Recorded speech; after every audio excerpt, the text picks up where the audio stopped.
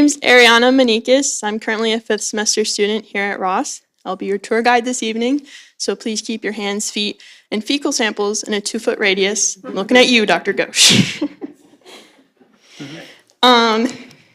It is a little surreal to be in a dress talking to some of my favorite professors when 6 hours ago I was lying on the floor taking a power nap in between classes, but I guess that's vet school for you.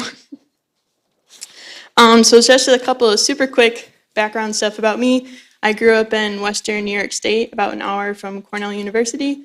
I got my Bachelor's of Science from the University of Tampa, where I majored in marine biology and environmental science, and then I started here at Ross last May 2021. So when people bring up diversity in vet med, I think a lot of people's first thought is more about specialties and different things people get boarded in, but what I'm glad we're touching on tonight is diversity in vet med actually means a lot more, if not some more important stuff. And I'm excited that we're going to hear from some people about how they're expanding diversity in vet med or in classrooms or here on St. Kitts. It's not a surprise that vet med is very draining, applying and going through the classes and the NAVLing and everything. And a lot of the times what people hear is like, not a lot of people can do this, like remember that.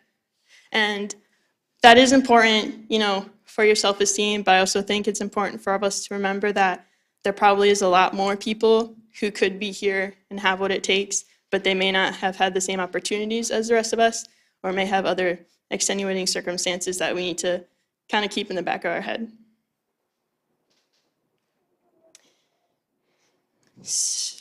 And then just a couple of housekeeping things. Please take this time to silence your cell phones. The women's restroom is kind of right on the opposite side of this wall. Please use the back exit doors. The men's, you'll have to take a little trip out onto the balcony, but it's still close by. And then we are streaming and recording this, so we'll have time for questions after every speaker, and please just make sure you wait to get the microphone so that the recording can capture it.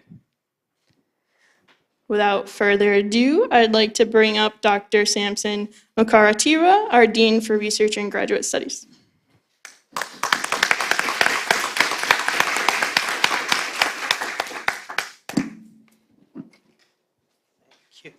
Thank you, our MC Ariana, for opening up this symposium. My role is just to welcome you all to this symposium. This is our second day of our research week, and today is the 3rd of November, is the One Health Day. So we celebrate the One Health Day, and it coincides with our symposium, where we are actually, going through some of the issues which are related to One Health.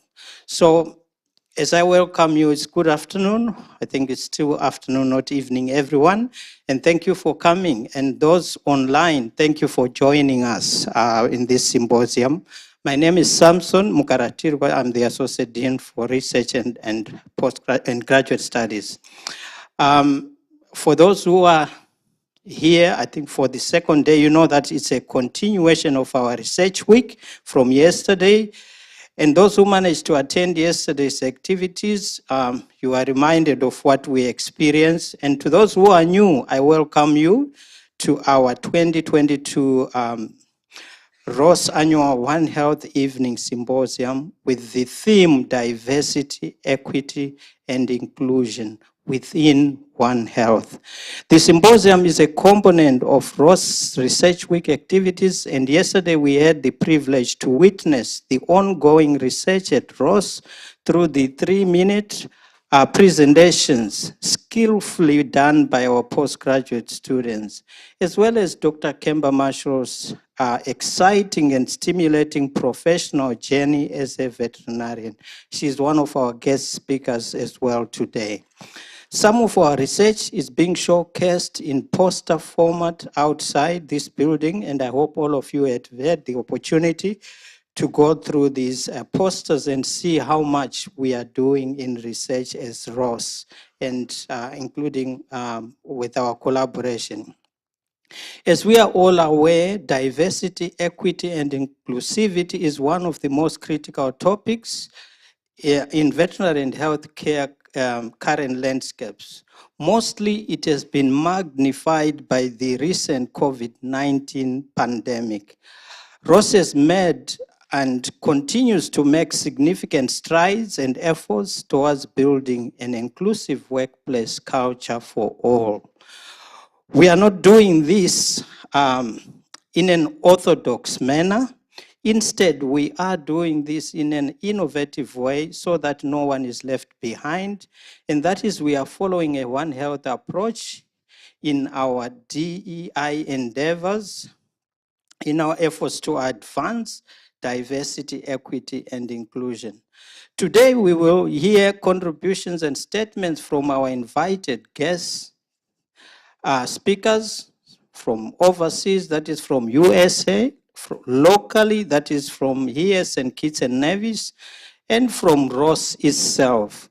They will share with us their experiences, their knowledge, their accomplishments, their challenges, but most importantly, we are looking for opportunities which are available on various issues surrounding DEI in One Health.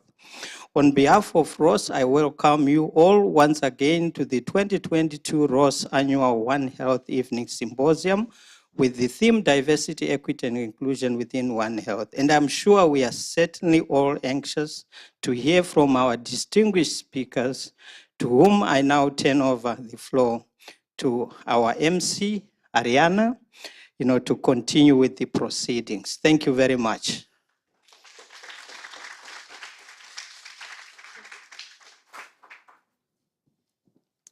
Yes, so I'm very excited to introduce our keynote speaker tonight, Dr. Kemba Marshall. She earned her Bachelor of Science in Biology from Howard University and her DVM from the University of Florida. Dr. Marshall went on to complete an avian exotic animal residency at the University of Tennessee and is a diplomat of the American Board of Veterinary Practitioners, currently serving as a Director of Veterinary Services for the Land O'Lakes Purina Animal Nutrition Center. In 2020, Dr. Marshall launched Marshall Recruiting Consortium, a job search platform to address the lack of DEI in agriculture and animal health sciences. She also began volunteering on the American Veterinary Medical Association, American Association of Veterinary Medical Colleges, Joint Commission for a Diverse, Equitable, and Inclusive Veterinary Profession formed to drive change within the veterinary profession, expand the pipeline to include more people from diverse backgrounds, and encourage welcoming workplaces. Without further ado, I'd like to welcome Dr. Kemba Marshall.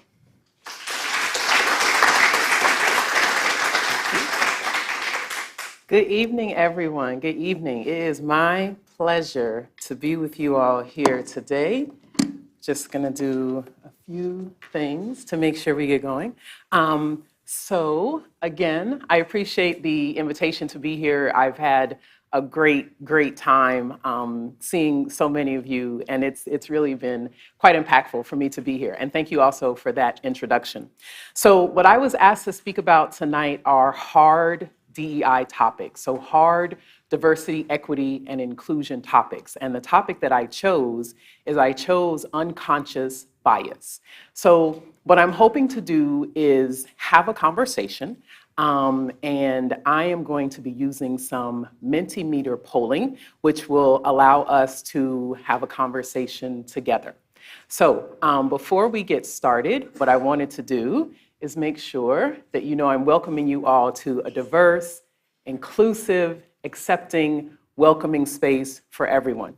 I invite any questions that you have. If you want to chat afterwards, that would also be great. Now I just need to get back to our Mentimeter polling, so give me 1 second.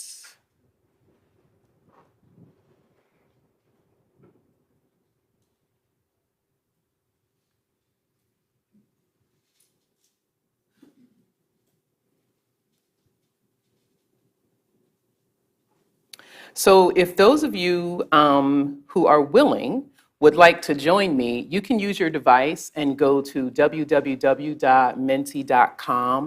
Paul, how do I toggle between my PowerPoint and Menti? Should have practiced that before. So if you go to www.menti.com, On your laptop, you can do it on your cell phone, www.menti.com. And then the code that you'll put in is 17. Minimize it? Or does that close it? It has to go over to that screen. Meaning you need it closed off of this one? It doesn't need to close out, it just needs to minimize so we can move the web page over. Give me one sec. Let me escape. Yeah. So we just drag that over to that screen. Bueno. There you go. Okay.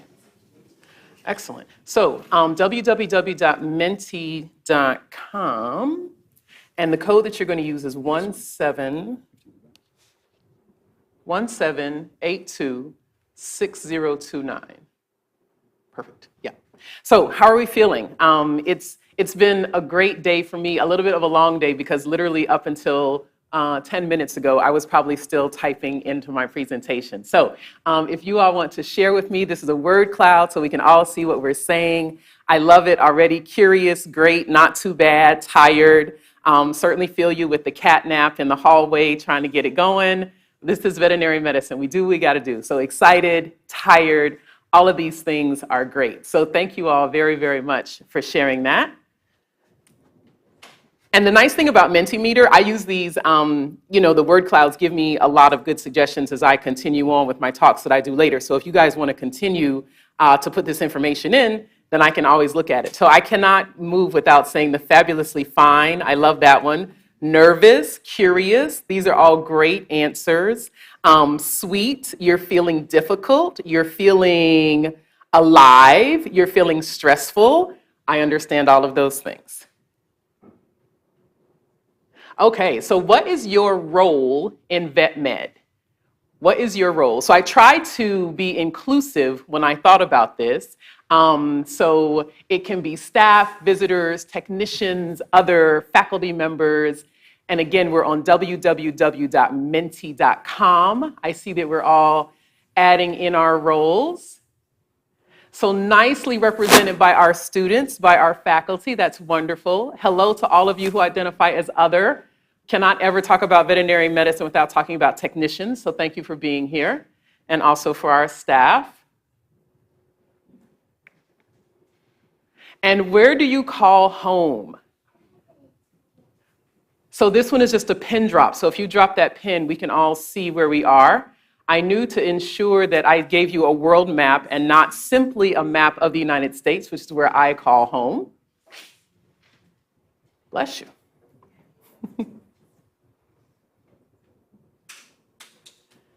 So nice representation here as well. I had no doubt that this would be an international audience, which is great. It's one of the really great things about this institution.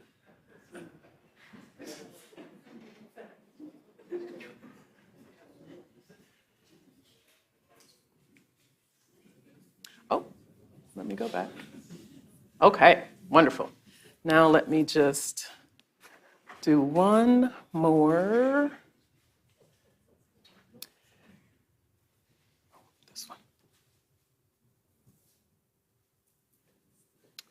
So Paul, tell me one more time, in order to get back. Bueno. Perfect. Thank you. Okay, awesome. So thank you for participating in that exercise. I think that there's a lot of great ways that when you think about being diverse, equitable, and inclusive, there are a lot of things that you can do to bring an audience together, to bring people along with you in the journey. So I appreciate that. So we're talking about One Health. So as you all know, this will definitely be a review, but One Health, we talk about the intersection between human health, animal health, and environmental health. And I chose this image and wanted to start here because One Health is going to be something that we will conclude our discussion with today, but it is, to me, in my opinion, what veterinary medicine is really founded upon. So when we think about One Health and we think about the things that maybe have grabbed our attention in the headlines in recent times, there's things that we think about. So Flint, Michigan. So for those of you who may be unaware, several years ago in Flint, Michigan in the US, there was a huge crisis where due to some infrastructure issues, the water became tainted with lead. And so when you think about Flint, Michigan, when I think about Flint, Michigan, it's really one of the things that I look to when I think about One Health, because you have humans that are drinking water, which is contaminated with lead.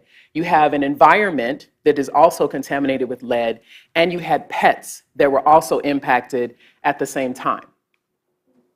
So when we think about this crisis that was going on in Flint, Michigan, not only did we have pets that were also involved, so you have veterinarians that are diagnosing heavy metal toxicity, which is not a normal diagnosis when you're working with companion animals. And those veterinarians are then delivering the news to those pet parents to say, if your dog or your cat has lead toxicity and is drinking water from your tap, you yourself, your children, your spouses, your parents also have to be thinking about, what do you do about the water that you're consuming?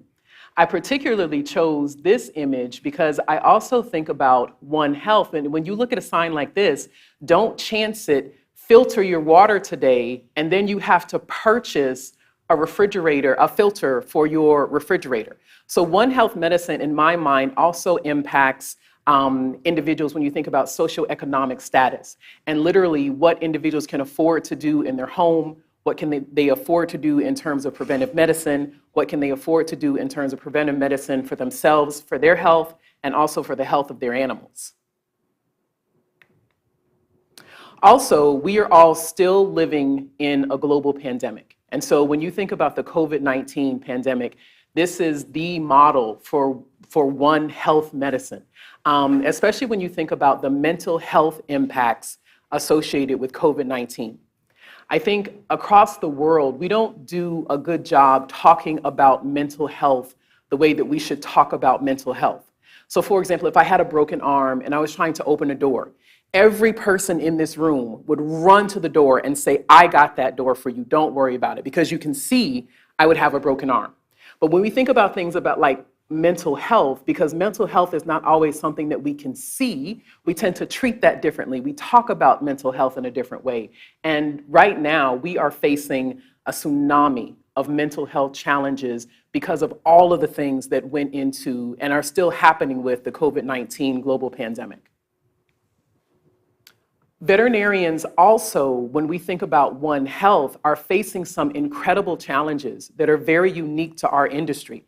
Veterinarians take an oath and say, I'm going to spend my life providing care for animals.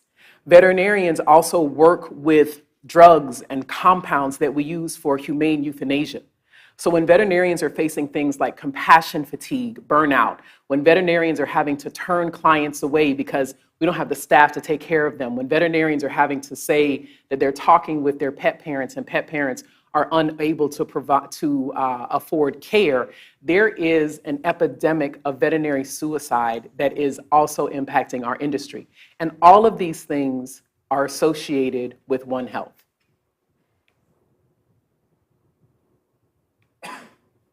So when we think about hard topics, when I think about hard topics, I think about when I was in school, which wasn't that long ago, but was some time ago. And things you all are discussing now in school are hard.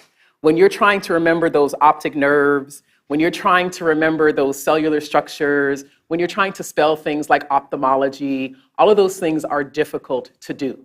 But we teach individuals to understand difficult topics by having a subject matter expert explain that topic.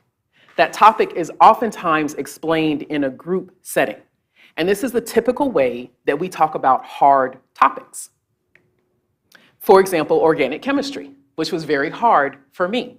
I had a teacher, I had a tutor, I had flashcards, I had all of the things. I would go for the office hours, and I had the labs, and in trying to understand organic chemistry, I had a lot of resources that allowed me to understand organic chemistry, because organic chemistry is hard.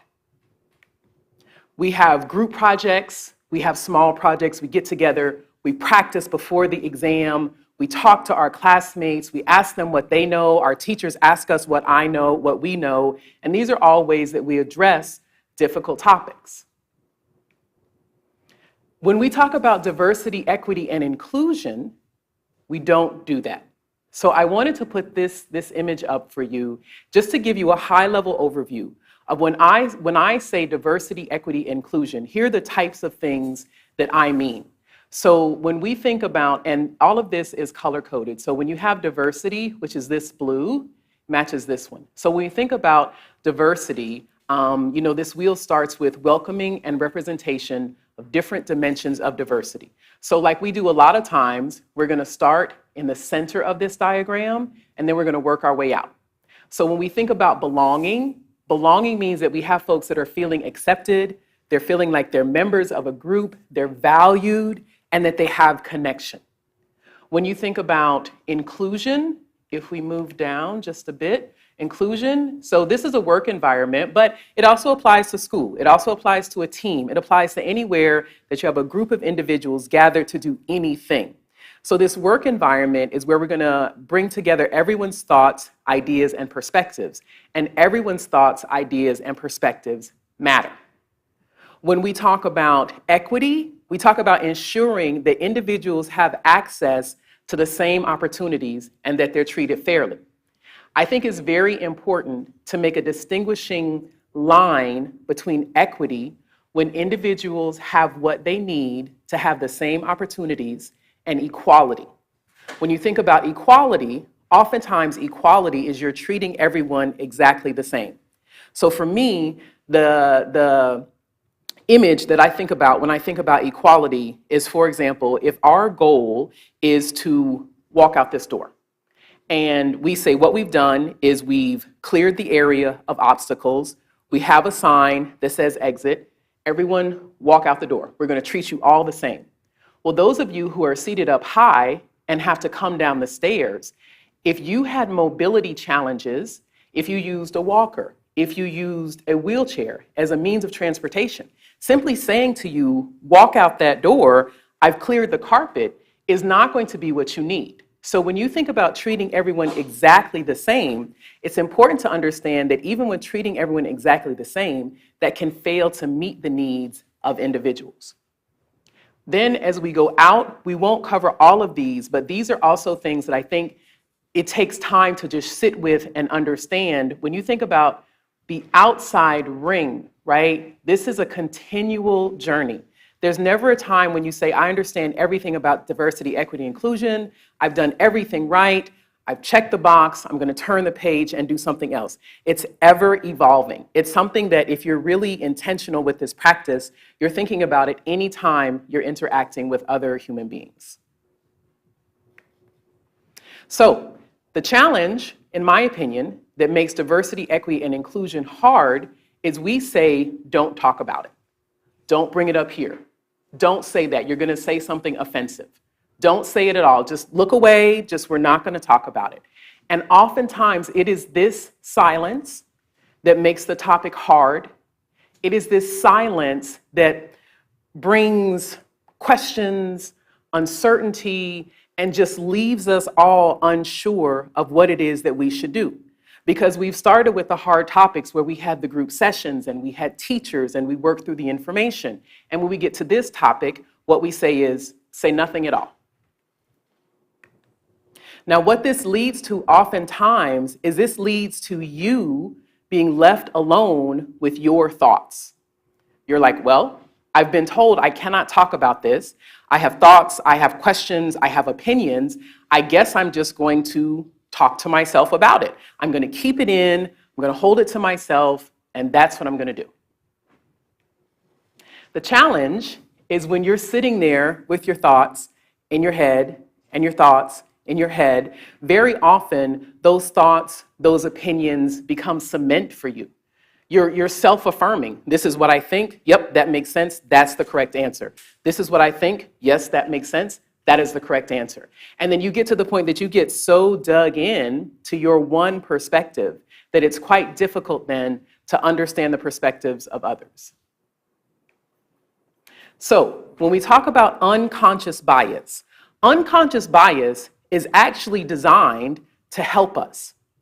Unconscious bias allows us to make split-second decisions. Oftentimes in unconscious bias, you're not even aware of these decisions. It's unconscious bias that makes you make fast decisions like, I can close my garage, I can set my alarm, I can decide what I'm eating for dinner, I can decide what way I'm driving home, what way I'm driving to work, what way I'm getting to the airport. I can do all of those things essentially without thinking about them, right? Because what your brain is trying to do is allow you to preserve the part of your conscious brain for things that are very difficult, things that require thought, and things that are quite routine. I should be walking and not tripping. I should be noticing if there's anything around me. My brain just quickly makes those decisions for me. Unconscious bias becomes a problem when those quick decisions become stereotypes, or those quick decisions become, I've taken a small thing that I've noticed and I've decided I know everything about this person because I've noticed one small thing. So this is very conscious bias.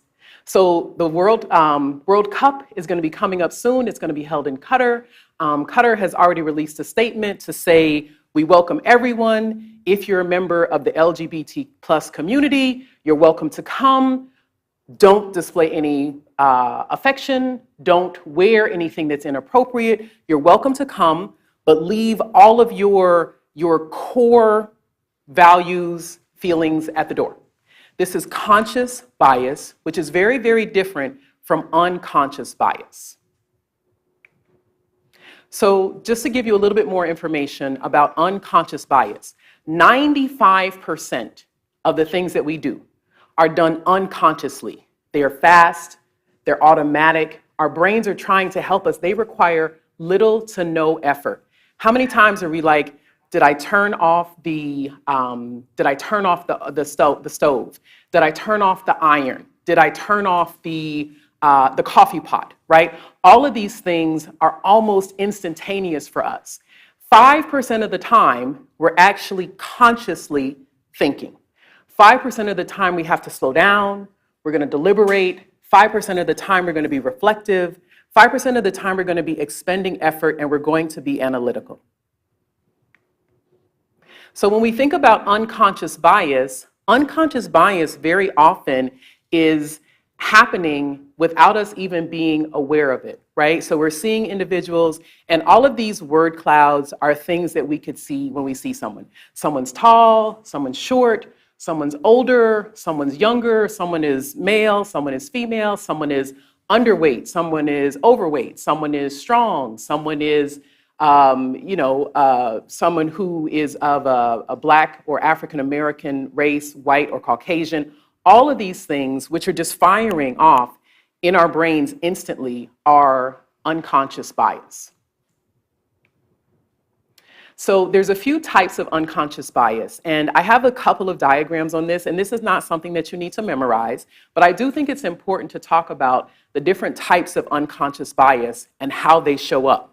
So for example, affinity bias is something where I would say, because I am from Florida, I graduated from the University of Florida, I have an affinity or preference for individuals who are from Florida and graduated from the University of Florida, right? So when I think about it, I can say, I'm going to a football game with all of my friends and we're all going to be cheering for the same team because this team is our team. My affinity is people who have my same background, my same organizational grouping. When you think about things like attribution bias, then we can think about things that because someone is not understanding factors that people may have experienced, when those experiences differ from them, they just say, well, it's not my thing, not something I'm going to be able to understand.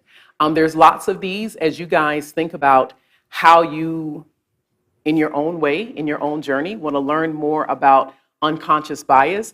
There's tons of information that's out there on the internet. So I have this second one, not that one, that makes it a little bit easier to understand some of the ones that are more common. So certainly we think about gender bias. Gender bias is the tendency to prefer one gender over another. When we think about ageism, there's a lot of information that says we treat individuals who are older in a different way than we treat individuals who are younger. And that can come into play that if you're an older individual, people may assume that you cannot understand new technology, that you're unable to get on YouTube and open the PDF and do all of those type of things. A horns effect, when we have one bad thing, and that one bad thing means that everything about the individual is wrong. And then the opposite of the horns effect is the halo effect. Halo effect is we have one good thing.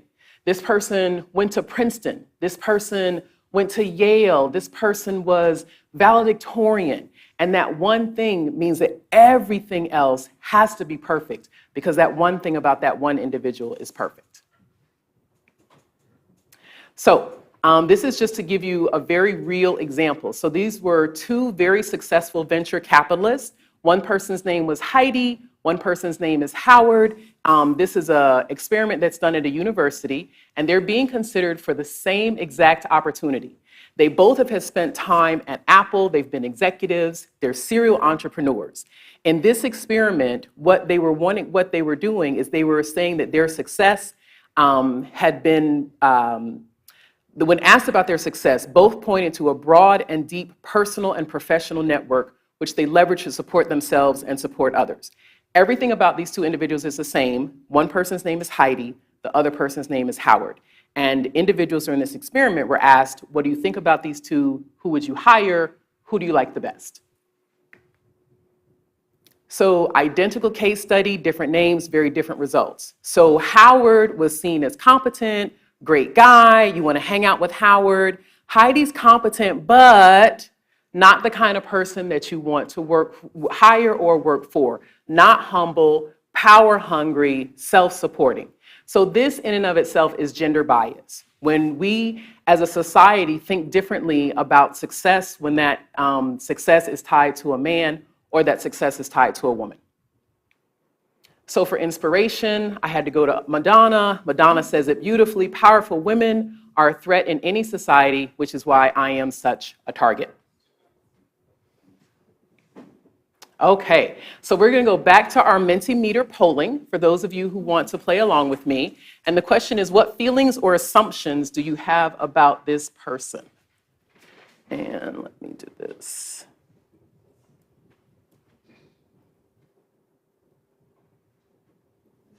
So this is a word cloud. You can put in anything that you want. All of these are anonymous. So we're going to look at these together. This person has a nice smile. This person may be good, but they're scary, dodgy, looks like my uncle, kind, short-tempered, has a pit bull, engaging, uncertain, friendly, sweet vintage coat, biker, short-tempered. You guys are doing awesome. I like his hair. Yep. Free spirit, adventure. Yep. Excellent. Excellent. There's some other ones that require some other language. I'm not going to say that because we have young people in the room. You can just read that for yourself. So now, when you think about this, the only thing that we've had to look at together is an image of a person. And look at all of the feelings, all of the assumptions that all of us have about this individual.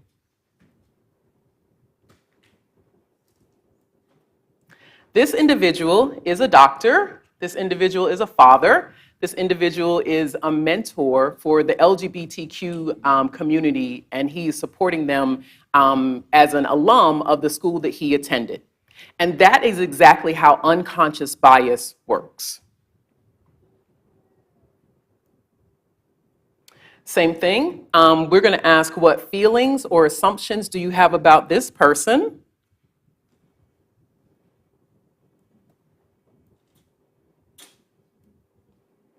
Again, it's going to be a word cloud. You can feel free to enter whatever you would like.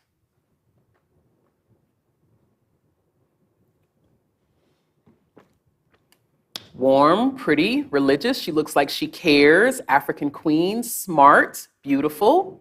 She is kind. And look at that. I mean, for good or for bad, like you see an image and you have a thought. You see an image, you have a thought. You see an image, you have a thought. That's exactly how this works.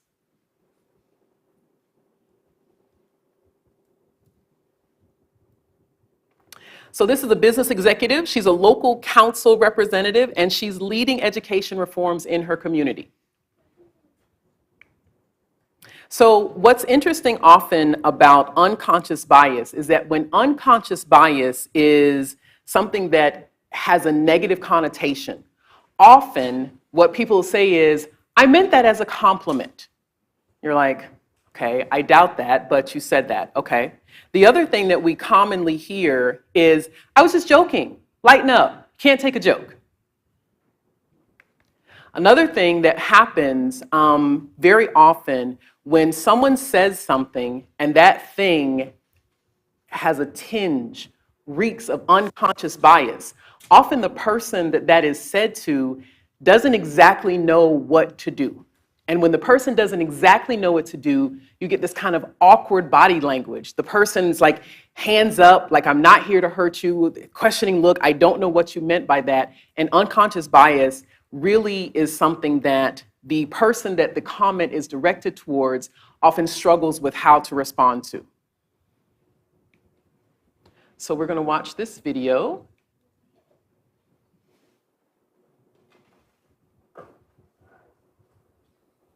The two things we always talk about. What's that? You work hard and you have fun. Have fun, my man. That's a real star you got there. Thanks. Take those hands. I'm taking you places. I got hands. I'm gonna go pro. You definitely could. Easy money. Easy money. Have you ever thought about what else you could be? Go along, son.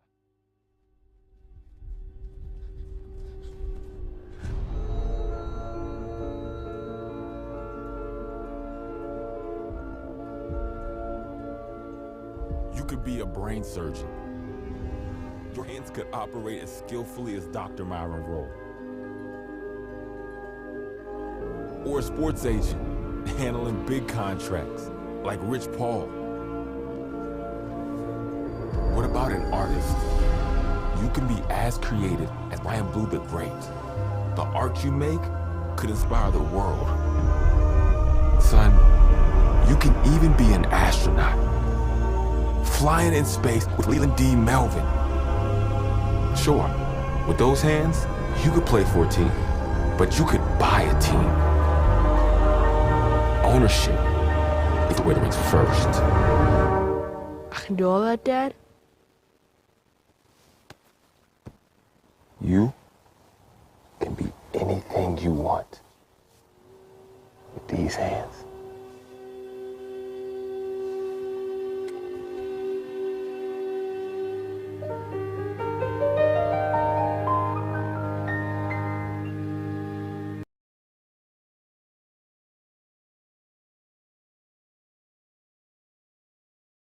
That you noticed in the commercial. Any two things that you noticed?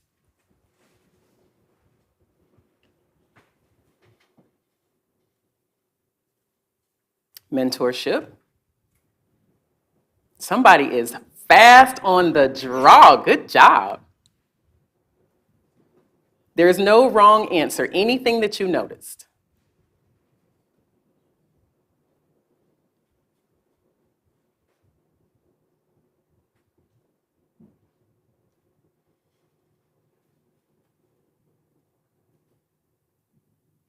Is it possible that I could be stuck?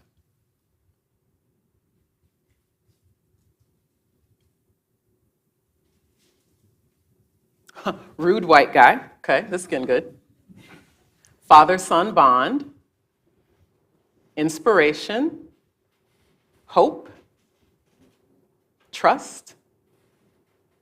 How emotionally connected they were. Yep, very good, very good.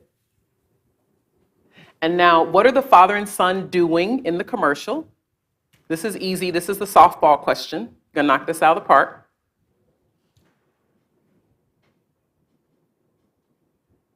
Yeah, bonding, playing football, playing catch. You guys are on it, yes. Communication, coaching, yep. Excellent. And now, what role or roles may the two men have who are walking by?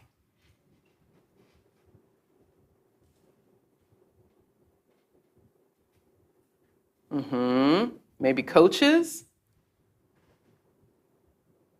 maybe scouts, maybe society's opinion, maybe they own the team, maybe they're there to inspire, they may be parents, they may be teachers, they may be instigating determination. Very good.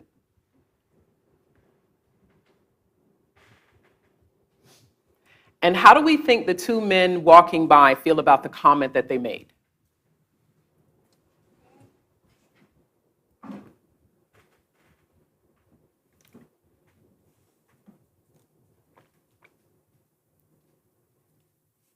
Yeah, great. Proud, ignorant, fine, didn't think anything of it, casual, encouraging, like it was going to inspire the son. How do I go down? Excellent. You guys are doing good. I'm having. Put the mouse over it and go with two fingers. Either two fingers should scroll. And go with my. 1 second. So you do Bueno. Thank you. Which is what Paul said, you guys. It takes me a minute. Great. Yes, good. It's a compliment, meant it to be encouraging. They felt good giving a compliment. And what unconscious bias do the two men walking by demonstrate?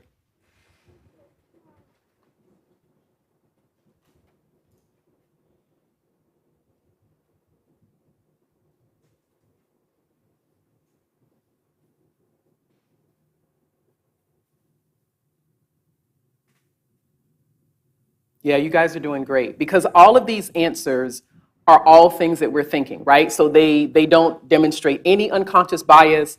They demonstrate that sports is a way out, racial stereotyping, that the son wants to go pro, that African American men play sports for careers. They assume a black kid would be good at football, that when you're good at something, you have to pursue it. Gender bias, that's all he could do. Yes.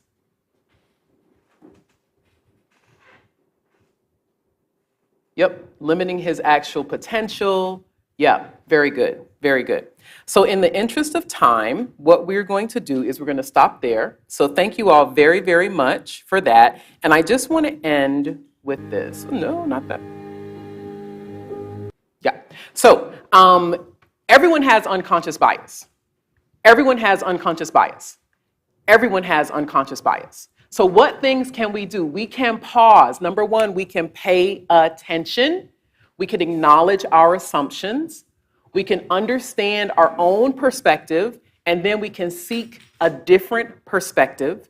And then finally, what we can do is we can examine our options and make a decision. With that, again, thank you all so very much for your time, your participation, and hopefully at the end, I can take any questions that you may have.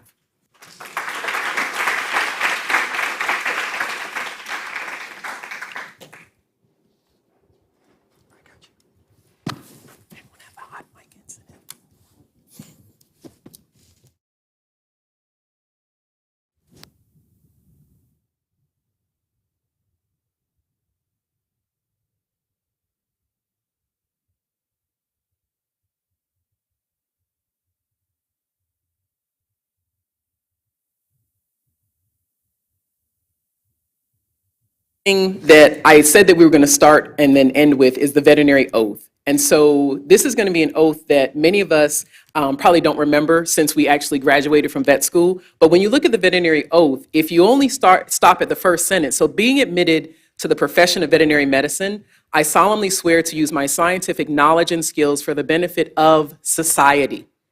The first thing veterinarians are supposed to do is help society, not animals, society first. So then how do we do that? So then we're going to be using our knowledge, we're going to be protecting animal health and welfare, so on and so forth. But remember also, we are called to address the promotion of public health. That's not something that every profession does. That is something that we do. Remember also, we are to practice our profession consciously, which means we have to be actively thinking. And then what we also want to do is say we accept as a lifelong obligation the continual improvement of our professional knowledge and competence. So all of us who are going to be veterinarians, all of us who are veterinarians, you've already taken this oath. And I encourage you all just to go back to the oath that you have already taken or will take and sit with that and see how that helps you think differently about One Health Medicine.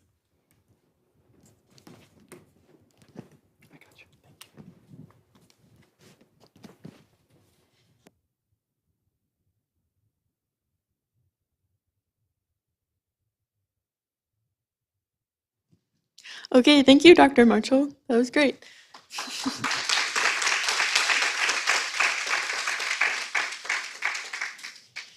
So up next, we have Zenzeli Pemberton from the SKN Alliance.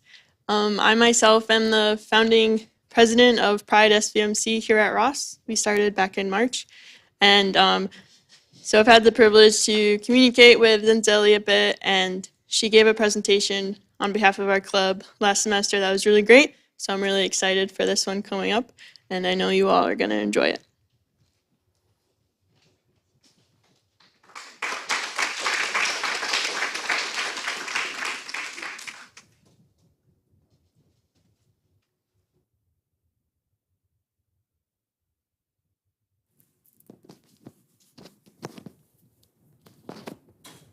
You're good.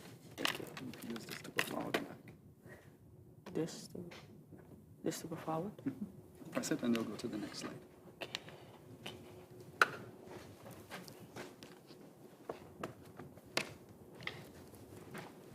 Hi, everyone.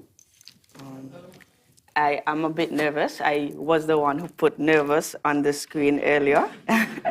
Yes. My topic for today is the movement against injustice. But before I get into the presentation, I would like us to take a few seconds to think about our perfect world and what that might look like. Just a few seconds. You don't have to say it out loud, but you can have, those thoughts. Can you imagine? For many of us, a perfect world looks different, whether it's being happy, becoming rich, being at peace, being safe. All these great things. Now, you might be wondering, well, what does this have to do with the movement against injustice? Let's take a look here. On today's agenda, we'll be speaking about a little bit about my organization, the history of conservative laws in St. Kitts and Nevis, and how they affect the LGBT community, and next steps being taken moving forward. Who are we? St. Kitts and Nevis Alliance for Equality is dedicated to working with and for the LGBTQ plus community by providing a safe space to advocacy, self-empowerment, promotion of human rights, and training services. The organization plays a pivotal role in contacting and serving the LGBTQ population in the Federation of St. Kitts and Nevis, as no other organization have offered such amenities to this population.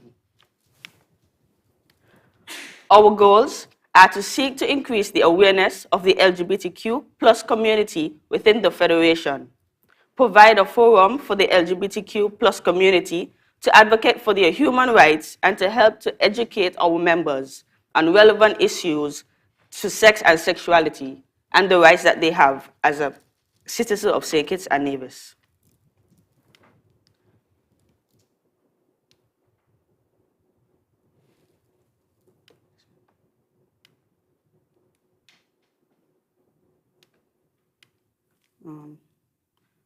There was supposed to be a slide next, but I'll just say it. Whenever I give presentations, I normally give the definition. Moving into a conservative, I'll give the definition of what a conservative is for those who may not know.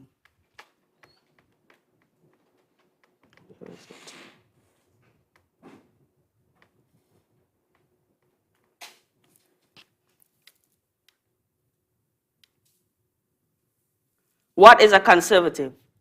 Believing in the value of established and traditional practices in politics and society. That's the overall view of what a conservative is.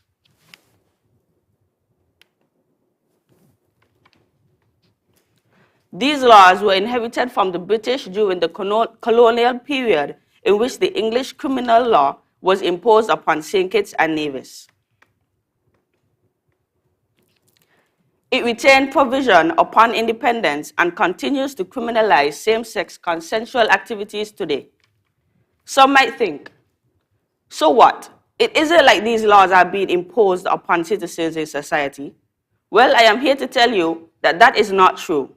Although you may not see persons being convicted because of their sexual orientation, the buggery and gross indecency laws that specifically target same-sex intimacy perpetuate an environment in which LGBTQ plus persons are exposed to the risk of violence, lack of any formal protection, are subjected to hatred and persecution, and are made to feel less worthy than non-LGBTQ plus persons.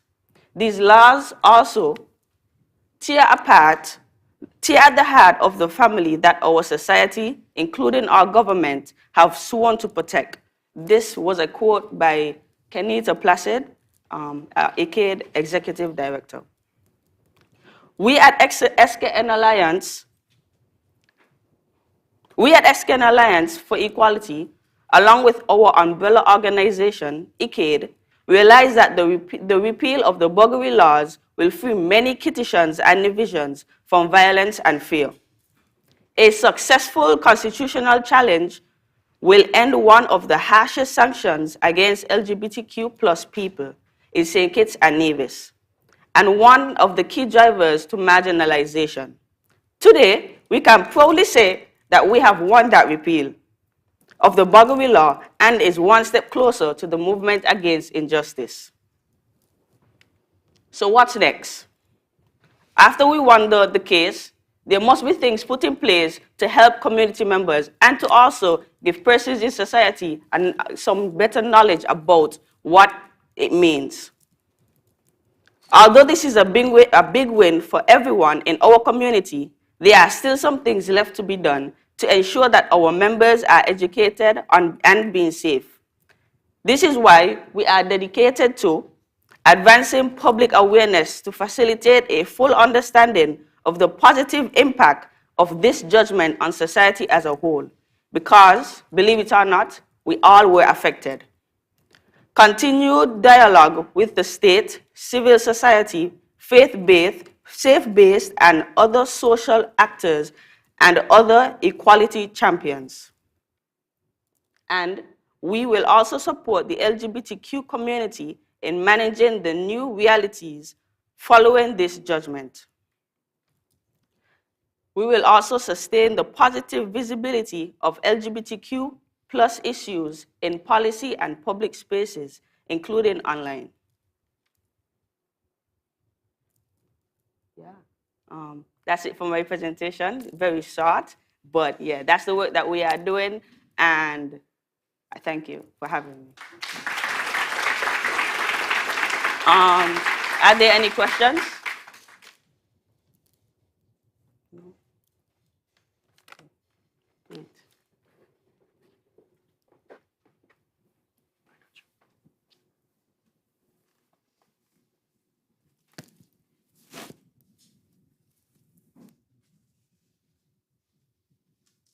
Thank you, Zanzelli. Everybody, she's only 23, and yet her passion and knowledge and growing equality, mainly in St. Kitts, but also everywhere, is really inspiring, and I'm glad she was able to make it tonight.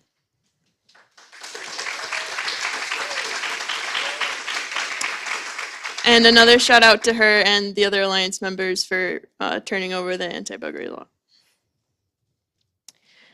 So now we get to listen to Mr. Virgil Jeffers, who is currently the Director of Gender Affairs in the Ministry of Social Development and Gender Affairs here in St. Kitts. Before being that, he was a teacher for 20 years and then the head teacher for another 6. So I'm sure he can teach us a thing or two. So welcome, Mr. Jeffers.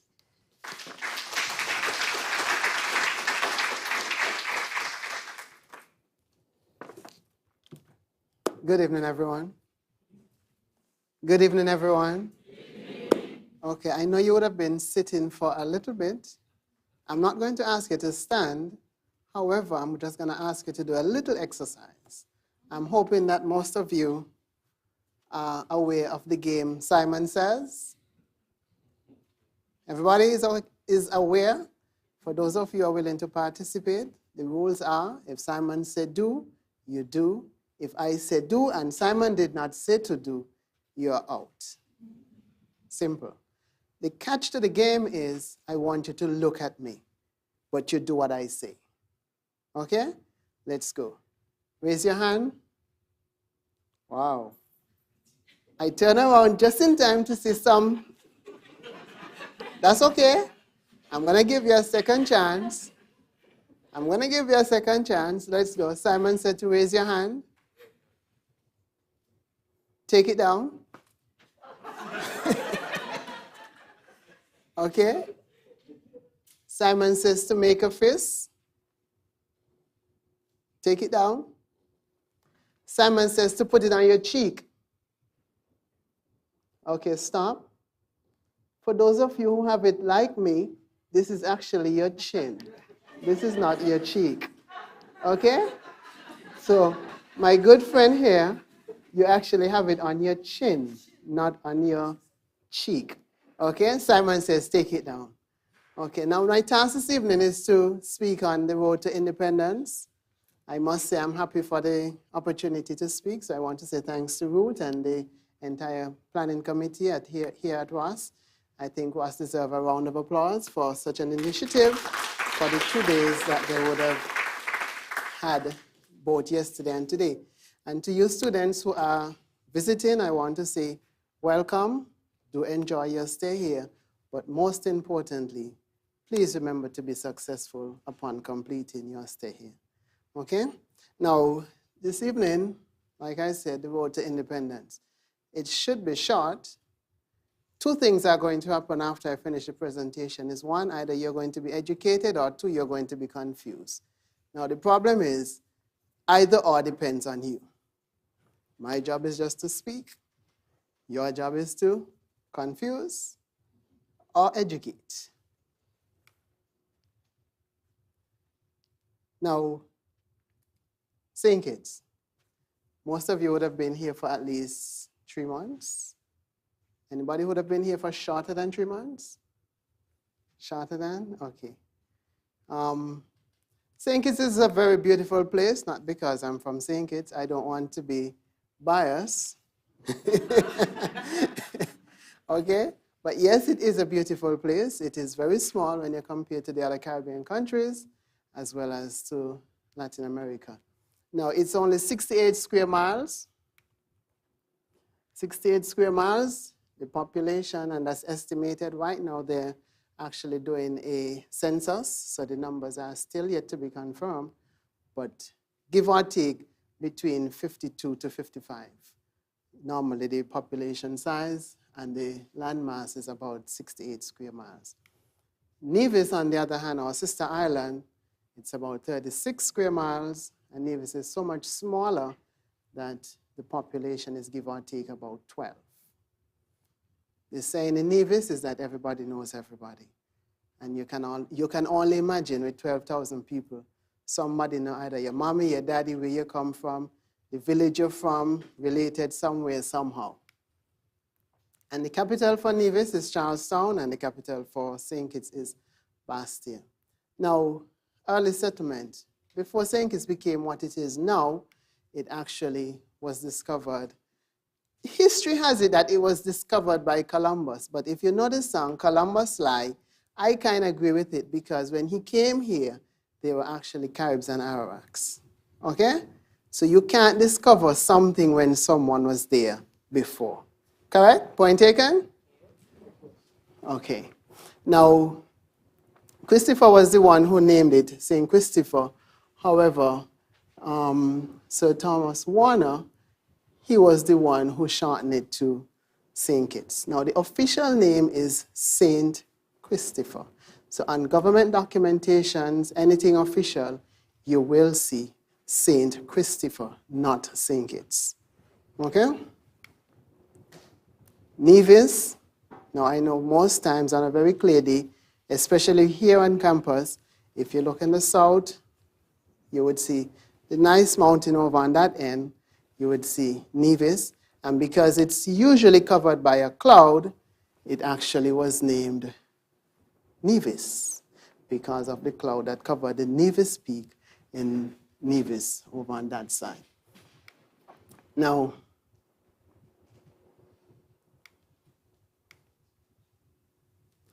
the island of St. Kitts and Nevis was once, St. Kitts, Nevis, and Anguilla. They were 3 associated states, and This became an independent associated state with the United Kingdom in February 27, 1967. The islands were granted full internal self-government, with the United Kingdom retaining responsibility for defense and foreign affairs. What that simply means is that you were allowed to run your house partially for those who would have been here in St. Kitts. Okay? Now, Great Britain was somewhat like your mother. So you look at it this way, you have a house, siblings, everybody allowed to do what they want, but when they start to fight, they run to mommy for some kind of either conflict resolution, financial assistance, somewhere along the line, they would run to Great Britain. Now, after the islands assumed the status of associated states, Anguilla complained, and normally, somewhere along the line, somebody is going to feel that they're not treated fairly, and as such, you would have had confusion. And Anguilla decided, you know what? This is not for me. I prefer to separate myself from St. Kitts, Nevis, and Anguilla. And that is what eventually happened. Having done that, Anguilla remained under the British control, and St. Kitts and Nevis, the whole relationship was formally severed in 1980. Okay?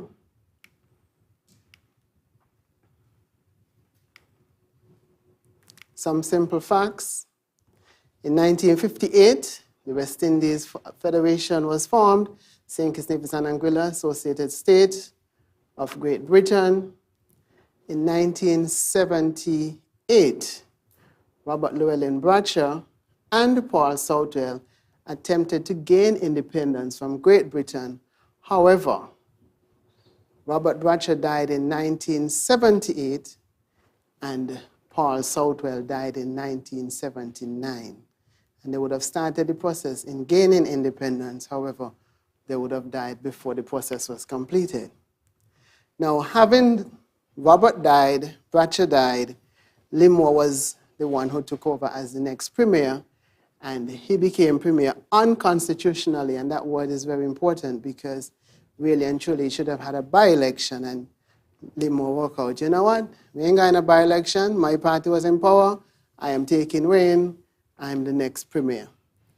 And he too, he tried to gain independence from Great Britain, but for him to have gotten the agreement that was made with Bradshaw and Southwell, it was for him to have Nevis agreed to independence. When he went to Nevis, Nevis said, I don't think we're ready, I don't think we can do it, and as such, Nevis did not agree with Limor to be a part of the move for independence. And there's a little history where Limor was actually so desperate for independence that he was willing to push Nevis aside and let it be, just St. Kitts alone. Now,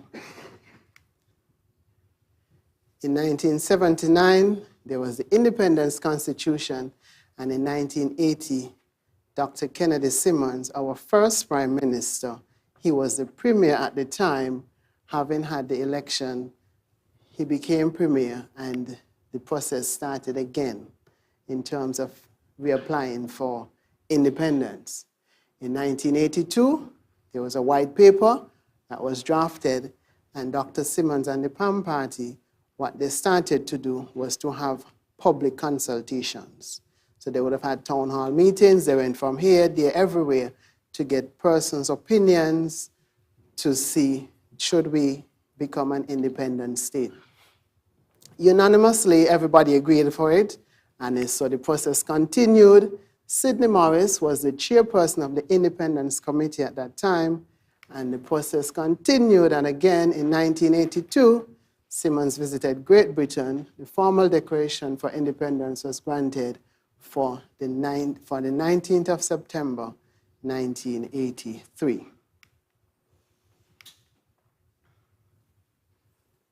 This was the flag before independence.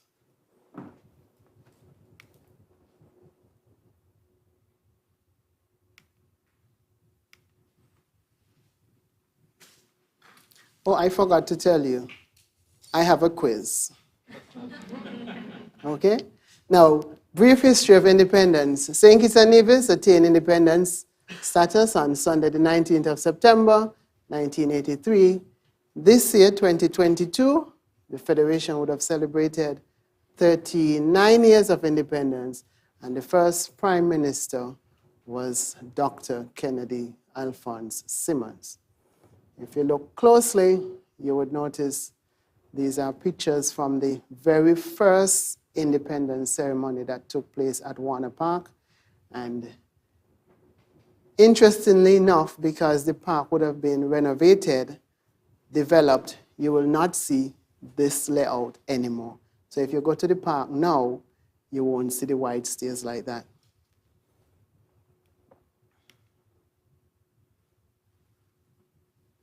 And this is the first Prime Minister of St. Kitts and Nevis.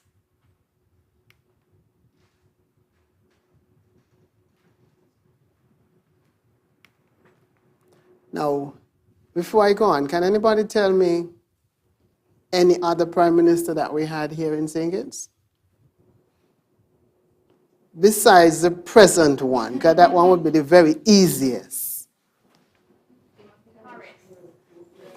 Timothy Harris, that's one. Denzel Douglas, that's two.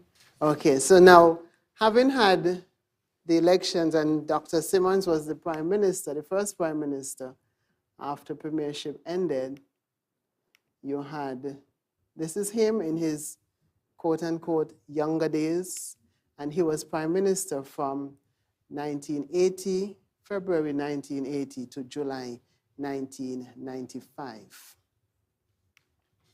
And then we had Dr. Douglas, who was the Prime Minister from 1995 to February 2015.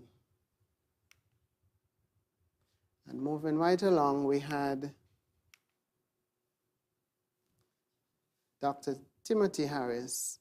He was Prime Minister from 2015, February 2015 to August 2022, and our present Prime Minister is Dr. Terence True.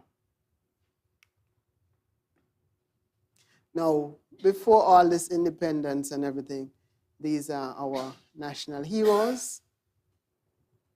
And if we look at them, the first one is Sir Robert Llewellyn-Bradshaw. The second one, Caleb Azariah Paul Southwell. The third one, Joseph Nathaniel France. The fourth one is Sir Simeon Daniel. And the fifth one is Sir Kennedy Simmons.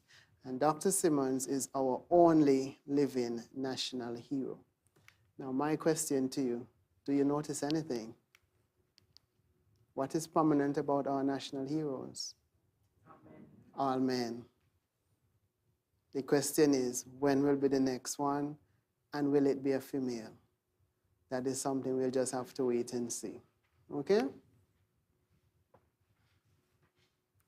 Now, I must tell you, since I took the role of Director for Gender, I now see things from a different lens. I did tell you have a quiz. And this one is not mentee. We don't have the mentee. We'll have to give the answers. Identify a place that was named after any of our national heroes. And I would prefer not to have any locals. So let's go. This is the first one. Sir Llewellyn-Bradshaw. The hospital for Bradshaw?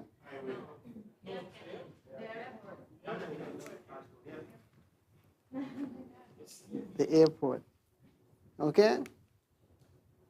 Sir Paul Southwell. A street? The industrial site. Who said it? Very good. It's actually the Paul Southwell industrial site. And for those of you who are not aware, it's actually on the Bay Road, right up just by TDC, just when you're going up to KFC drive-thru. That area has factories. So when you're on your way to KFC drive-thru on the Bay Road, you're actually driving through the industrial site because there are factories up in that area. That's the hospital. That's the hospital. This one. Mr. Secretary? This one is the museum in Nevis. Okay? And then you have this one, which is very easy. Sorry? Not the bypass, but the... Where is the highway?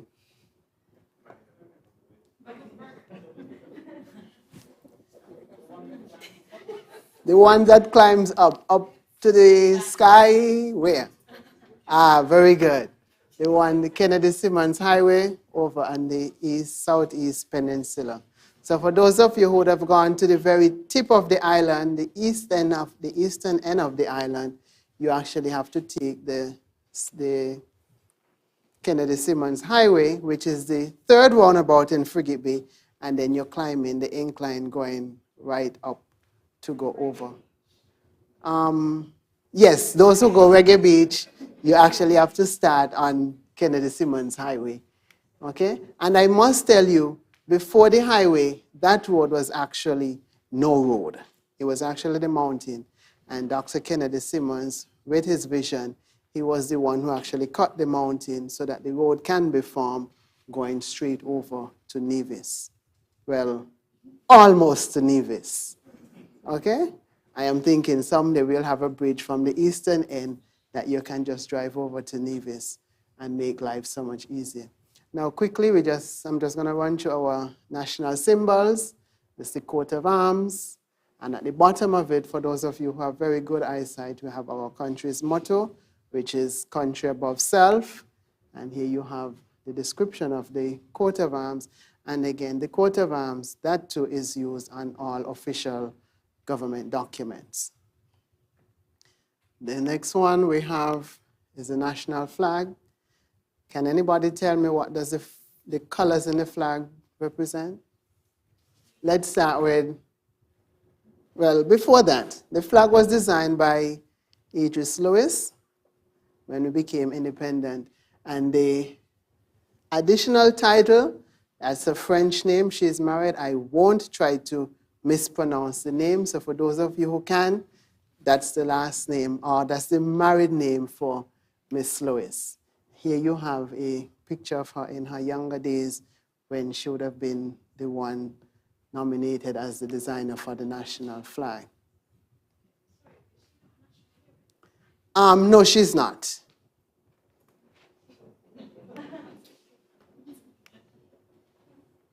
So we have the flag, and the green represents the fertile soil or the fertile land. Can anybody tell me what the red represents? Bloodshed. Anything else?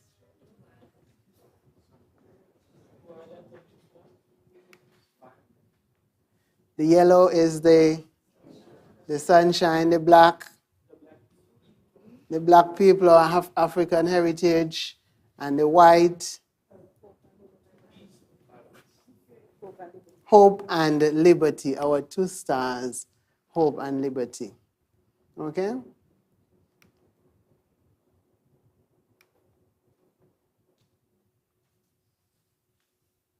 Our national anthem is very short, it's only 2 verses, and we do sing it in school or during any official functions, national functions, that is, ceremonial functions as well.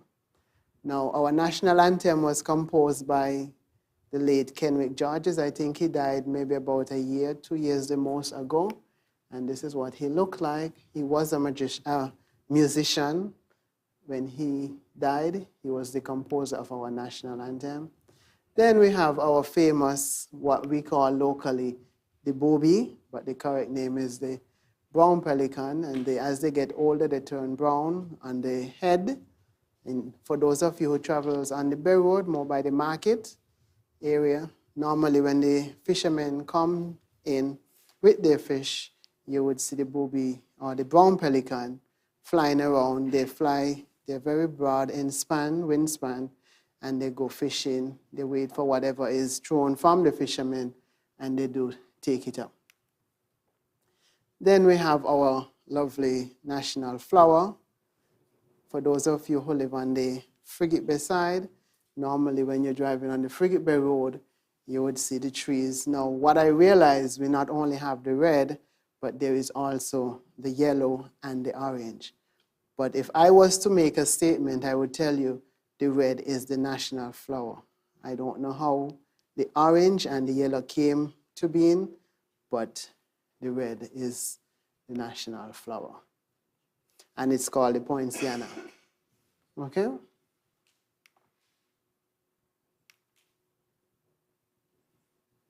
This is unofficial part of our national symbols, but yes, it is the national dress, both male and female. The brown part is crocus, the madras, and for the men, it's the brown khaki pants, or the khaki pants, sorry, and the shirt around the collar has the plaid or the madras material with 2 pockets. Normally, you would see it being worn during Independence time. Okay? The national dish is actually seasoned saltfish with spicy plantain, stewed saltfish, spicy plantain, seasoned breadfruit, and coconut dumpling. Okay?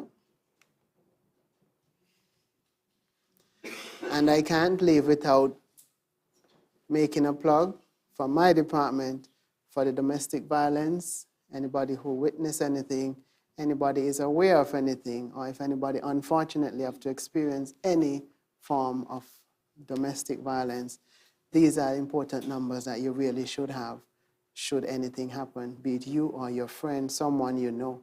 Please take note so that you can. Okay? My office number is the 662-5492, and that's an on-call cell number. So if you call 12 o'clock in the night, someone will answer because we do rotate the phone. Okay? There you have it. Thank you so much.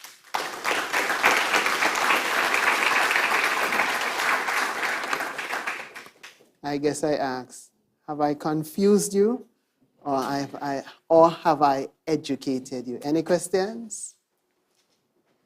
No questions? Yes, sir. When you look at the currency that is used in St. Kitts, the Australian dollar, you find the head of the Queen. Mm-hmm. But first of all, why is the Queen there if St. Kitts is independent? And why is the British pound not used as official currency in St. Kitts, which also bears the Queen's head?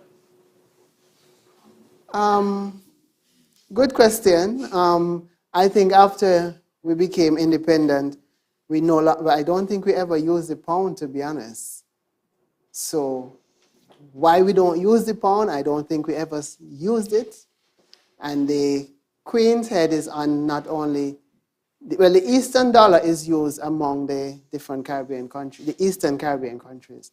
So why the Queen head is there, that's a good question as well. I can't tell you why it's there or if there's any plans to take it off. Okay? Any other questions?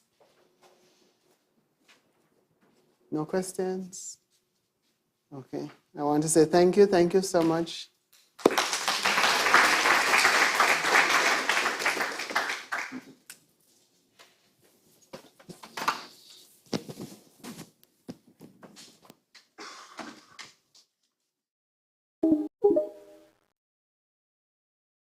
I think that was some great info we don't always get in our curriculum, but it's good to know while we're guests of St. Kitts and Nevis. So our next speaker is very dear to me, Dr. Neveretti. Not only is she a very knowledgeable professor, but she's our advisor for Pride SVMC. She's also the advisor for LVMA. And as the Associate Dean for DEI, it's really evident that she cares about every student, both those she knows personally and those she hasn't even met yet. For example, she's been very diligent at working towards Ross signing the Gender Bill of Rights. And as an ally, she still sees how important it is for those within the LGBT community, what it means to them for Ross to put their name on it. She's also been working on a room, a non-denominational room for everyone to feel comfortable in, and if they need a moment during the day to follow their religion or just to meditate, they can go there. And she just really cares about everyone, and it's really refreshing to see that in the world of academia where that may not always feel like the case. So without further ado, Dr. Nevis. Thank you. Thank you so much, Ari, for that kind introduction. And I'm really pleased to be here today because today represents a dream, right? So we are mixing One Health, which is one of my passions, with DI. So both topics are related. And as Dr. Kemba Marshall said, they are super connected. And today I'm going to talk a little bit about diversity, but more specifically about diversity in veterinary medicine and diversity here at Ross, because we have kind of a different context. And I'm going to give you a little bit of a picture of what we have seen in veterinary medicine, as well as here at Ross. So first of all, and probably you have heard it from my colleagues before me, but why is it that we're talking about diversity all the time? Why is it that diversity, equity, inclusion are important today? And it's been important always, but nowadays we have the opportunity to talk about it, the opportunity to share our, our beliefs and our experiences. So why is it important? Because veterinary medicine as a profession is not very diverse. And after the murder of George Floyd, it was evident that in the world there wasn't a lot of diversity, that there wasn't a lot of equity, that there wasn't a lot of things that we needed to put into table. So diversity is really good. Like when you think about it, when you think about including women in science, for many years, and not many years ago, women were excluded. You are excluding 51% of the world's population. So how can that be? How can we increase the representation, not just by gender, but by race, by ethnicity, by nationality, by all of the things that we can include and we can think of. So when we think about why diversity is important, it's not just doing diversity, it's understanding diversity, it's living diversity, it's being tolerant, but it's really embracing and celebrating. And this is what we are basically doing here today.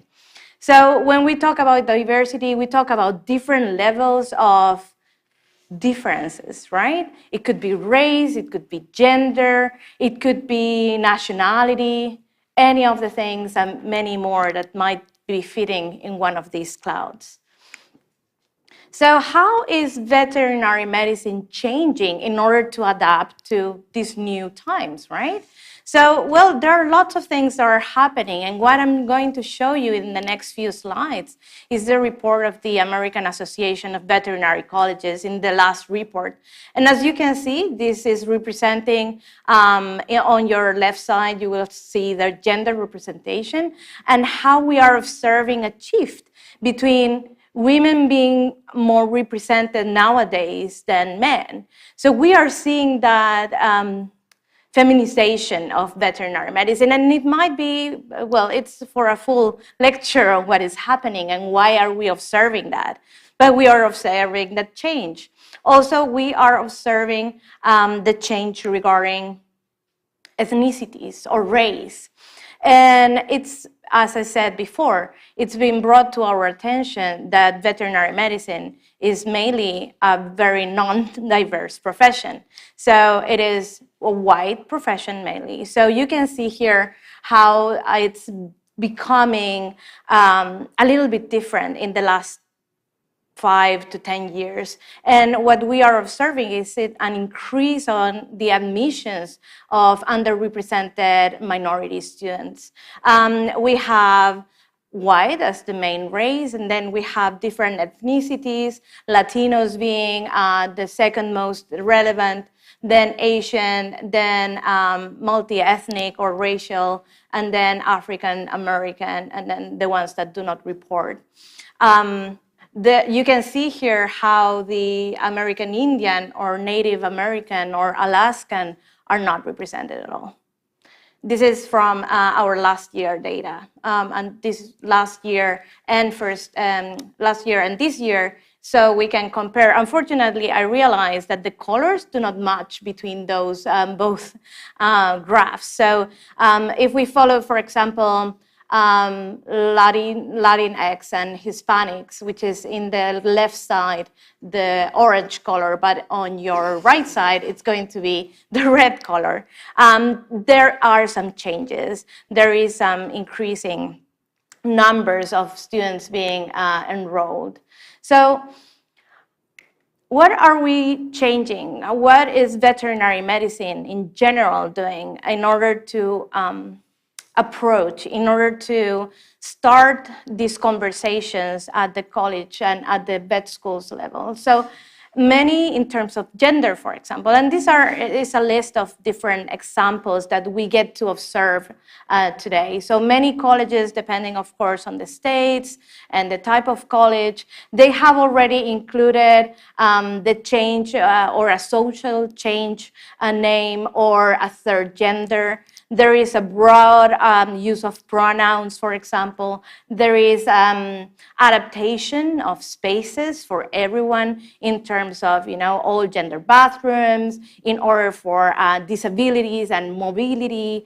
Also, training, super important. What an important next step, right? So be trained, be aware of the different concepts that we were discussing today.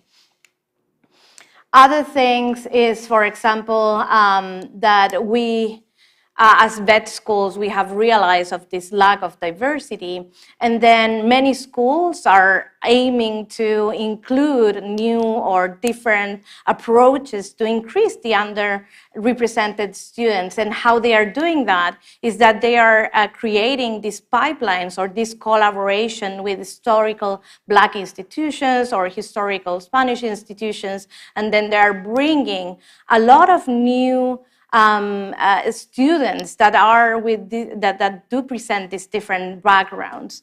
Also, there have been a lot of more research regarding diversity, equity, inclusion, and belonging in the last 5 years to 10 years. So that is basically giving us some evidence of the different roads that we will need to take or the different things that we will need to modify. Because when we talk about veterinary medicine and diversity and equity and inclusion, we are talking about changing a system that for years and years has been designed to select only a specific group of people.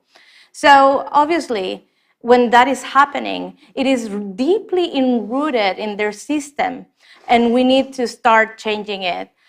How we do it? That is the question, right? It's not easy, because it's a system. And when we talk about a system, it is something that's been working for a long time, something that has been there and maybe nobody realized that it was just benefiting a group. So when we need to change the system, then things are more complicated. But it doesn't mean that it cannot be changed.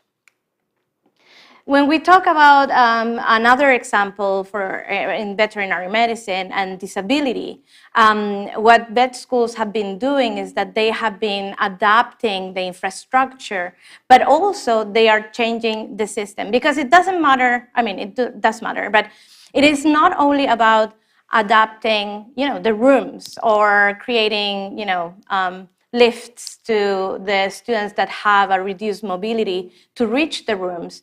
If we cannot offer them later on in surgery accommodations that will help them to realize and perform their tasks. So we need not just to change the infrastructure, we need to change the system and adapt the system to have those wonderful minds that might have not the same ability, the same capacities probably, but they could be and bring a lot of different perspectives to our profession. So what about ROS? And what I'm going to show you is just a brief overview of the last 12 years of data. And believe me, it wasn't easy to get that data. It wasn't easy to analyze it. I'm thankful that Dr. Hervé was helping me with the data and to trim the data and to create the very nice graphs. So two things we were able to analyze. So one thing was citizenship of the last 12 years of students here at Ross, as well as gender. So this is what we got. So it has increased probably the amount of males that are entering the profession, but again, it's shifting. What if we compare our data to continental US? Well, it seems that we are a little bit more into the 18% is usually what we have, and that is also the way that continental US schools are also showing. When we talk about, sorry, that was gender. This was citizenship, sorry about that. So when we talk about citizenship, this graph is showing us the non-US nationals versus the US nationals. So here we see also that probably in 2021, we had the largest amount of international students. So this is regarding citizenship, and this is the one regarding gender. So this is the data from this year, and this is the data regarding a gender distribution. Again, as I said, it varies depending on the term, it varies depending the gender, but we are usually in the range of 18 to 22% of male versus females. And regarding ethnicity, you can see there it's also very different if we compare the different terms. But this is what we got in January, May, and in September. So this is our last cohort of students. Okay. So how are we changing veterinary medicine here at Ross? And one of the things that we are doing, and one of the examples I'm going to show you, is that we are being intentional about it. We are being intentional in terms of creating strategic plans to adapt our system, basically. It's not working here.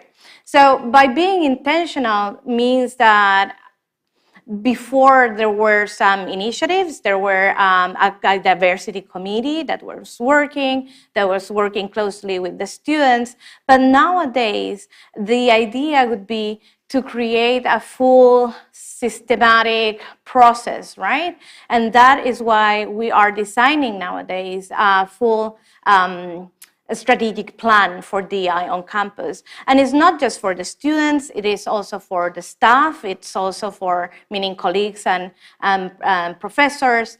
And that is aiming to create all this conversation, it's aiming to create those spaces, is aiming to create that sense of belonging, is aiming to include the people that might be having, like a different track, a different background.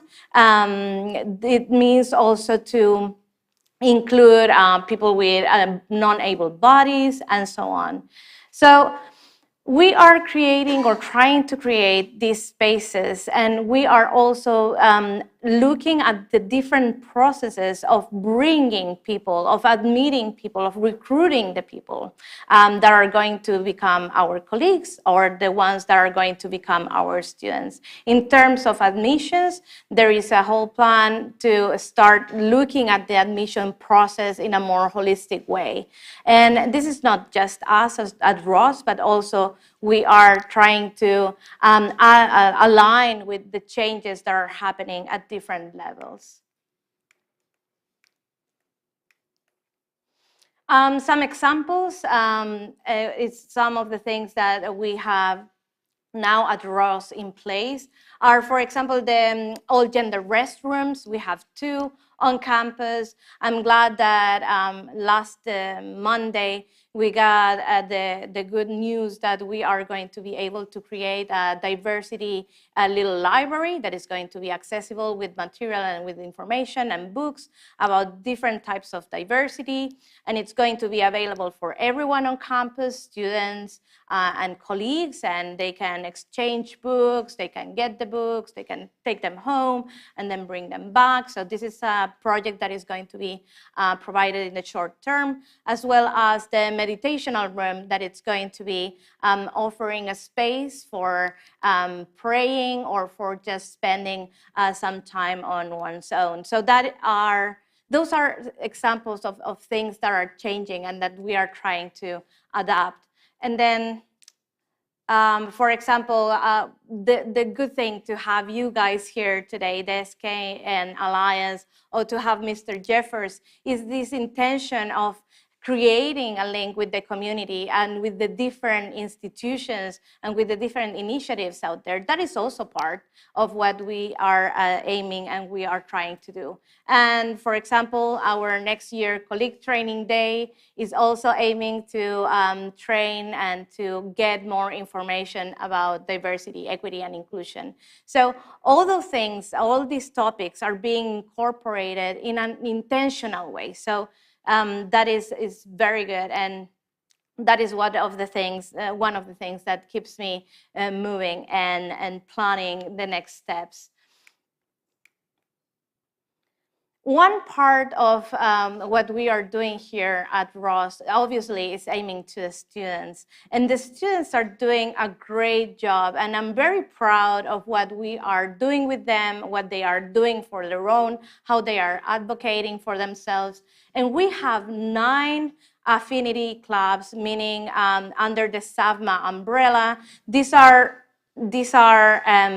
clubs that do represent the diverse background of students. It could be, for example, the National Black Veterinarian Association, the Association of Asian Veterinary Medical Professions, the Latinx Community Medical Veterinarians, Pride.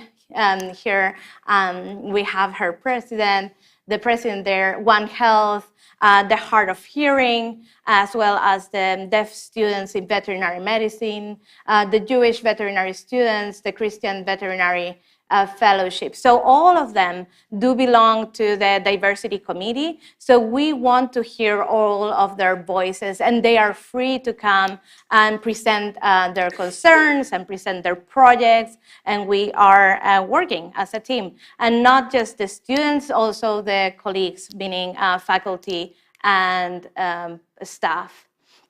One of the projects I want to highlight is a project from SAVMA.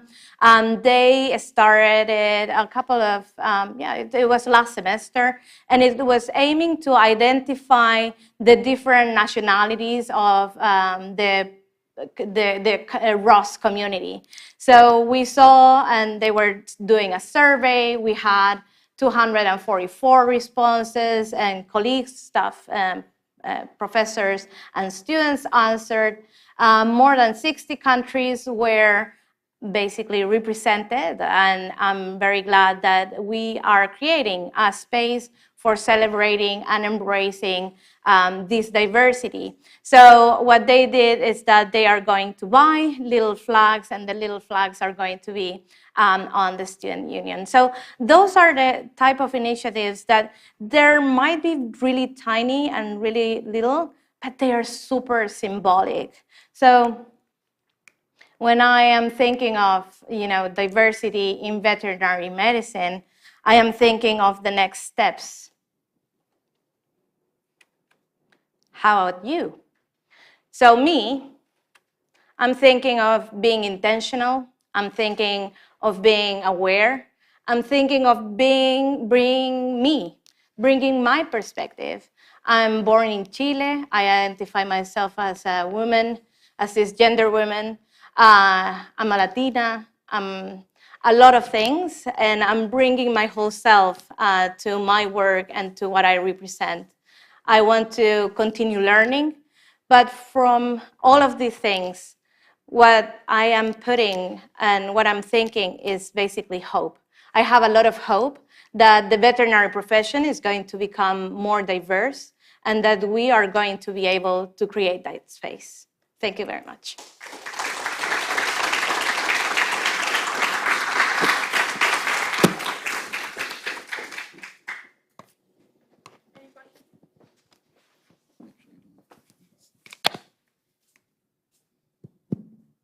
Any questions for Dr. Navarrete? Dr. Toka. This has been very, very instructive for me. So in looking at the changes that you're going to be making here, should we expect that, for example, the application package for faculty coming to us should include a statement on DEI? It could be. I don't think we are at that level now, but this is where the world is moving, right? Nowadays, we are aiming to recruit people from different backgrounds. And I think what I've seen in other universities, not just in veterinary medicine, but in other areas, mainly in science, that yes, it is included to have, like it is requested to submit a DI little paragraph or an intention or, what is your plan or what are you bringing in regards to DI. So I think it's a change, it's coming. It's not right now, but probably it will be soon. Yeah.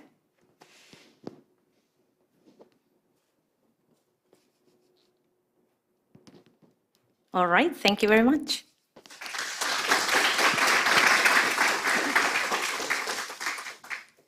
Thank you, Dr. Navarrete. That was very interesting. And thank you again for all the patient and steadfast work on the Diversity Committee. So before we wrap things up, I just want to thank again Dr. Marshall, Mr. Jeffers, Zanzelli, and Dr. Navarrete for their valuable presentations today. And thank them again on highlighting the important topic of DEI, especially in vet med.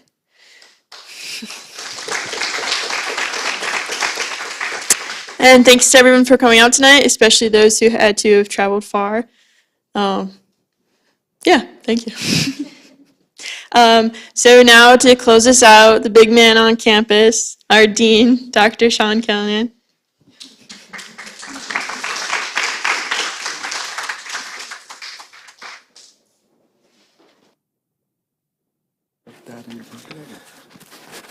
You call me big.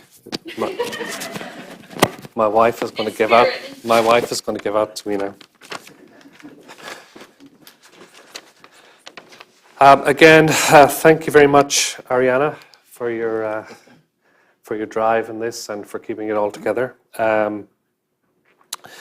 Diversity, equity, and inclusion and belonging. It's a journey for all of us, and here at Ross, we've been on this journey for a number of years, and I do want to thank some colleagues that started these initiatives and these drives, and that's been Fortune Satoli and Dr. Sampson in his previous roles has been involved in reaching out to the community to understand where we were at and what our deficits were, and to David Satterley and his team as well, who have been working tirelessly in this area.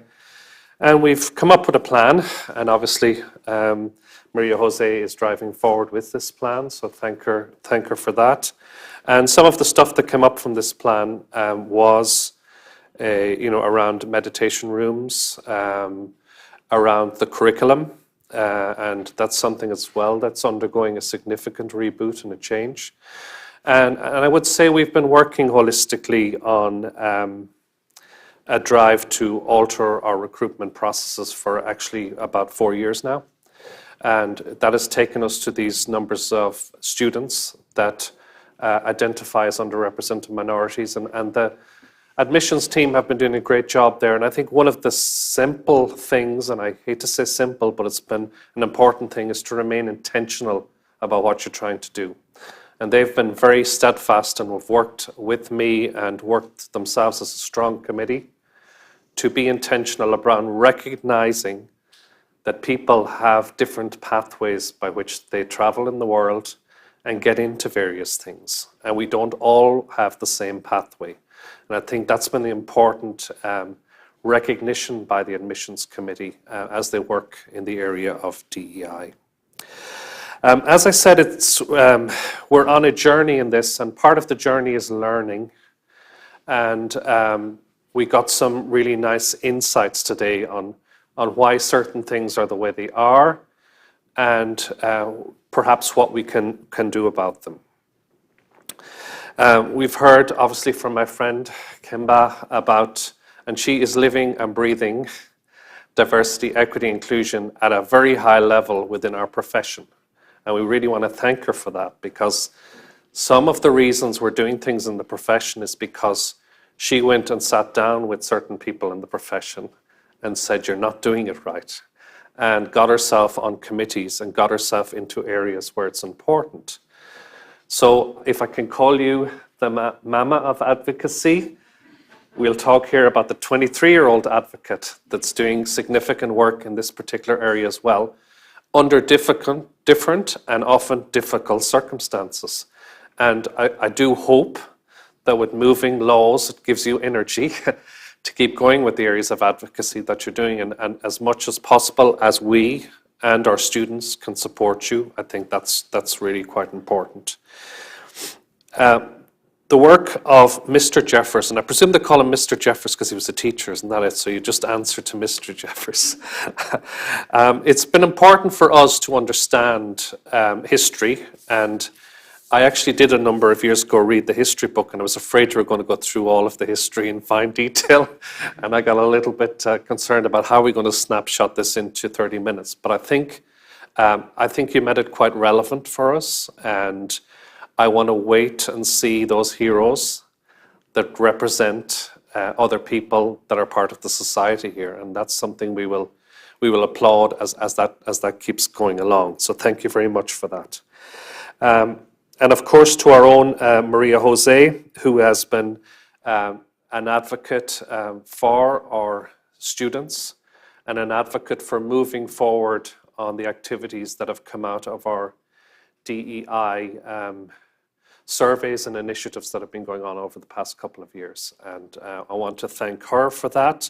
But also I want to thank all of the team, and a number of them are here today, that are doing that as well in different ways and engaging with Maria Jose to make sure that we can deliver on the many plans we are trying to do on this particular journey, because it will not stop. It needs to continue, and it will need to have a significant impact, because at the moment in the veterinary profession, it's not been significant enough. And so we have quite a lot more to do. And how will we know we've done it? There's probably many ways we will know we've done it, but also we do need the communities that are growing in the US to be able to have access to people who are like them, and that's not there at the moment. And we talk about healthcare inequalities as it relates to diversity in human medicine, and that's huge, and it's important in our sister company, in our sister groups within the company, like AUC, the medical schools, and Ross Med, who are supplying some of the largest numbers of medical doctors representing underrepresented minorities into the US. And still, they're only kind of touching the top of the iceberg in that particular area. There was one thing that I just wanted to mention, and it's giving a shameless plug to us, because we're part of the Ad Talem organization. When you mentioned a little bit about domestic violence. So one of the significant reasons people don't leave domestic violence abuse situations is because they cannot take their pets with them. And this is a huge issue, particularly in the US, but it's also a huge issue in Europe. And I'm glad to say I am part of Ad Talem Global Education Foundation, and we significantly funded a group in the US called Red Rover, who are driving towards a few things. One is awareness of veterinarians around the whole area of domestic abuse, because it's also intrinsically related to animal abuse. And the second part of that is they are driving to develop safe houses that allow animals to come with them as well. So it's been a significant thing, and to be honest with you students, indirectly some of your funding is going towards that. So it's important that you're aware of it. So with that, I really do want to thank you for being here tonight. Ruth, thank you, and Samson and the team. It's been an enlightening evening, and with that, thank you.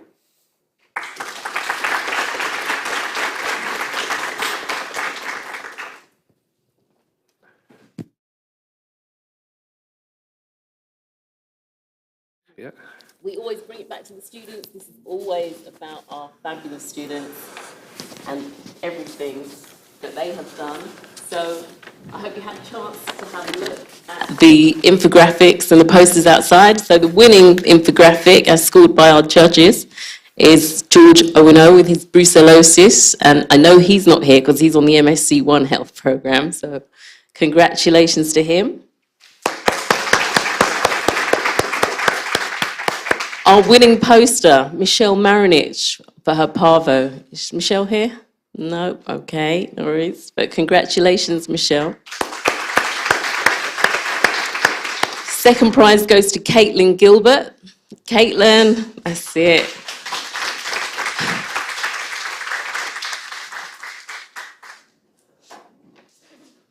Congratulations, Caitlin.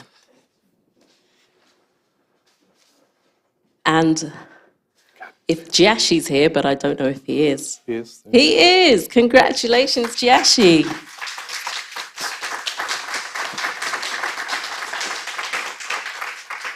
Come on down.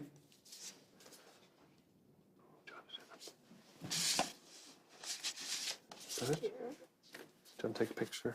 We'll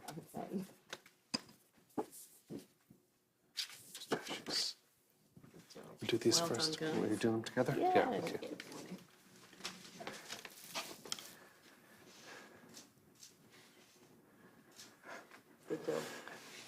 That's great. Thank you, everyone.